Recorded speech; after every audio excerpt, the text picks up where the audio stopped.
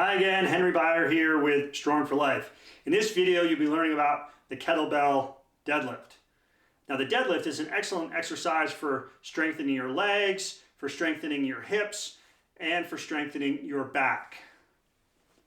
It's also a tremendous exercise for learning how to do the hip hinge, which is one of the fundamental human movement patterns and has been said to be the most powerful human movement. Now I'll demonstrate the hip hinge without a weight. The hip hinge essentially is this movement here, where you have a closing of the angle between the stomach and the thighs. And then you stand up into an erect position, and that is the hip hinge. It's the basis of all jumping. Standing long jump, vertical jump. All that power comes from the hips. When you tackle in football, throw a check in hockey, when you leap out of the way of an opposing player or whatever it is, all that is generated from your hip power. So the deadlift is a fundamental exercise for developing your strength and power. The kettlebell deadlift is one variation of a number of different ways to do the deadlift. You can do the deadlift with a barbell. You can do it with a thing called a trap bar, which is sort of a hexagonal shaped bar that you stand in the middle of. You can use a dumbbell to do the deadlift. You can, again, as is being demonstrated today, you can use a kettlebell for it. There's also different styles of deadlift. Some people deadlift with really high hips and almost straight legs. Other people deadlift with a lot more knee bend. Today, we're going to be showing you how to do a conventional style deadlift, which focuses more on hip hinge with less knee movement. So this is really a hip dominant exercise. There is the Sumo style deadlift, which sort of uses more knee bend in it. So it's sort of a equal amount of knee bend and hip bend in a Sumo style deadlift. I will demonstrate the Sumo style deadlift and the conventional style deadlift, and then I'll talk about the key points on how to do the conventional style deadlift. So let me show you the Sumo style deadlift first. So I'll set up my kettlebell here, get it into position, and then I'll stand over it. My feet are, hip width to shoulder width apart here. You can have them further apart too. And my toes are pointing out some. And then I sort of just begin to squat down into position until I can sort of get my hands on the kettlebell. And you'll notice that I have a fair amount of bend in my knees and a fair amount of bend at my hips. And my torso is fairly upright as well. This probably looks a lot like a squat to you. And it really can feel like a squat when you're doing it. So let me do it again. Down and up.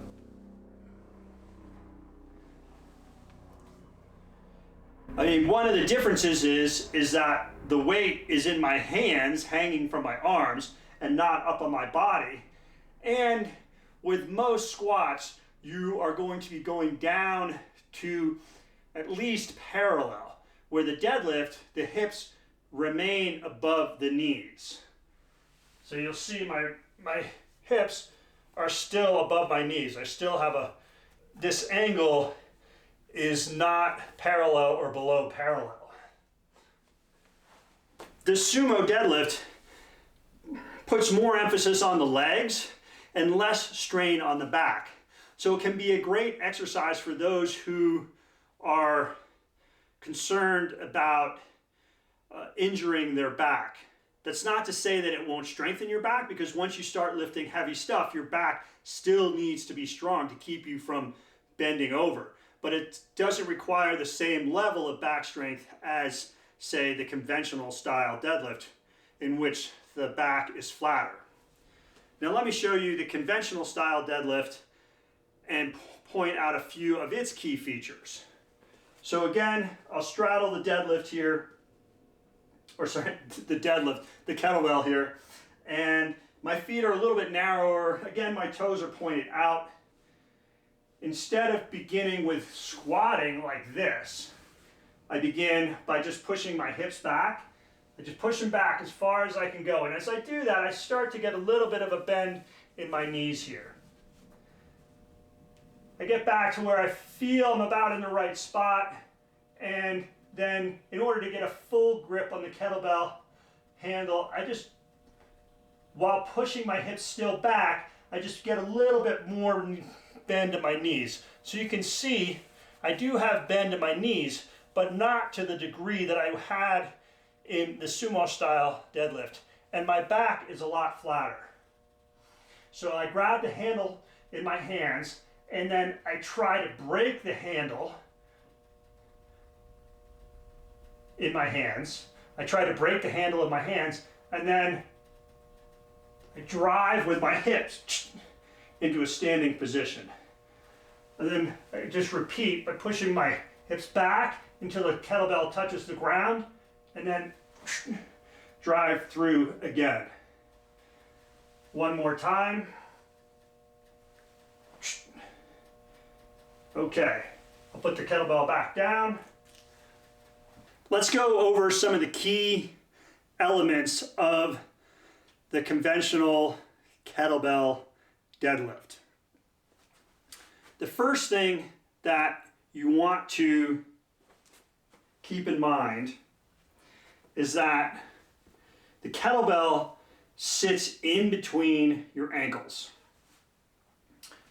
You don't want the kettlebell out in front of you like this. So in the video, I have the kettlebell handle just about level with the tips of my toes, tips of my big toe.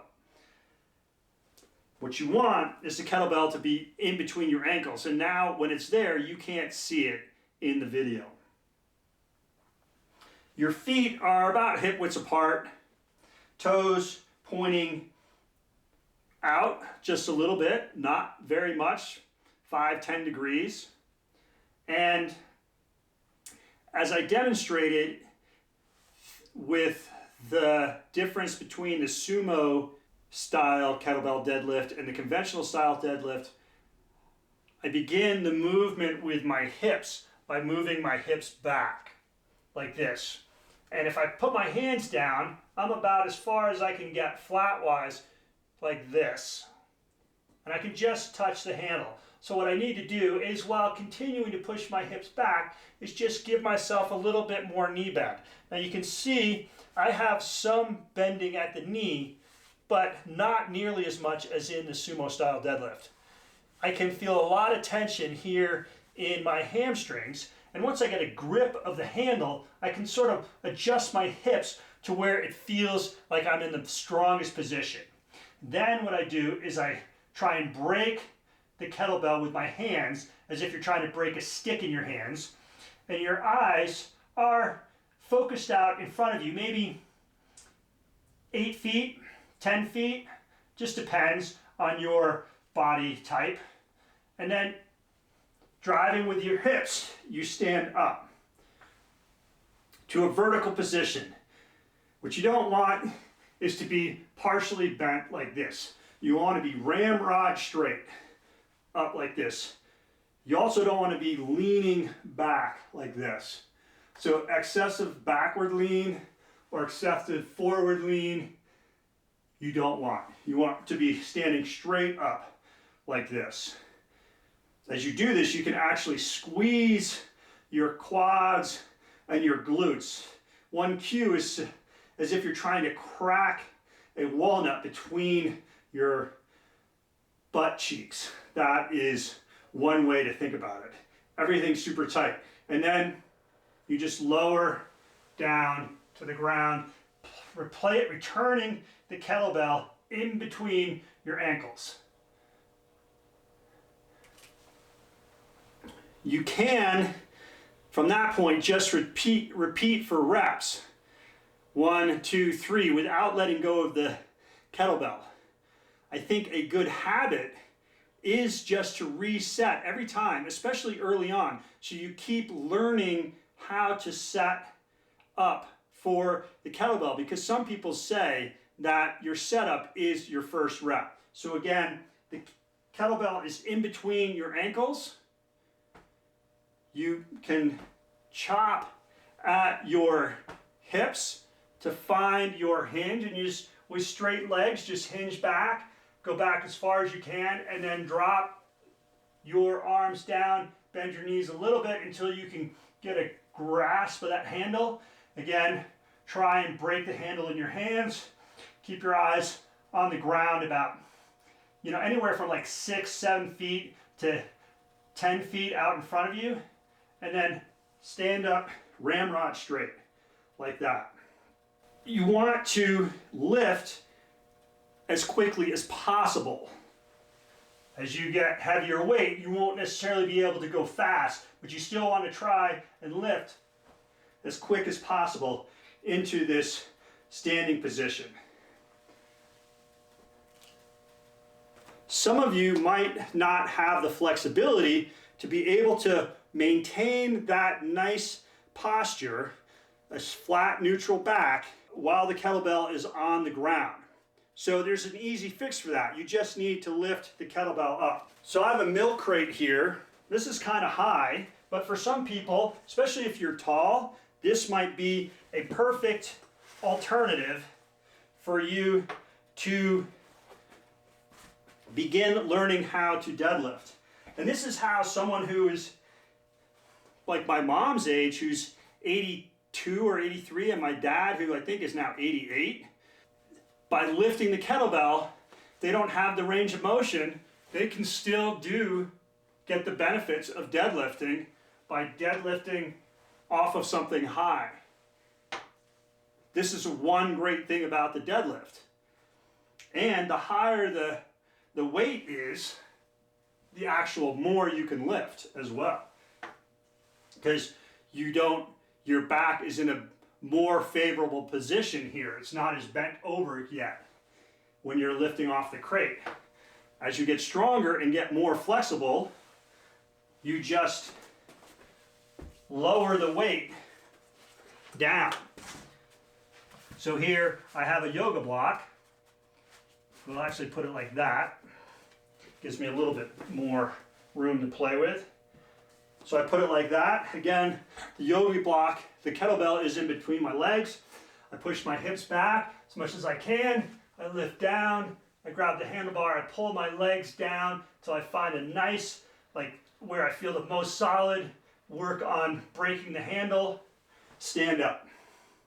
And then I replace the kettlebell to in between my legs on top of the box, or in this case the yoga block, and stand up. And that, folks, is the kettlebell deadlift. It's an excellent exercise for, again, developing leg strength, hip strength, and back strength. This hip hinge is how you kettlebell swing. So by starting with learning the kettlebell deadlift, you will be ingraining the proper lifting habits and movement pattern for doing a proper kettlebell swing. Well, I think that's about all we need to cover for now on the kettlebell deadlift. We've covered the positioning of the kettlebell between the ankles. We've talked about how the emphasis on the conventional style kettlebell deadlift is on the hip hinge, where you have a much flatter back and a lot less knee bend compared to something like the sumo deadlift. And I showed you how you can raise and lower the kettlebell to suit your needs.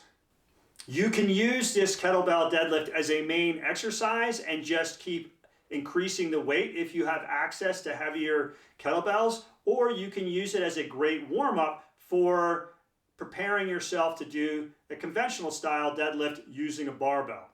Either way, you should be including a kettlebell deadlift into your training plan because of its unequaled ability to strengthen your hips, improve hip power, give you a strong back and strong legs.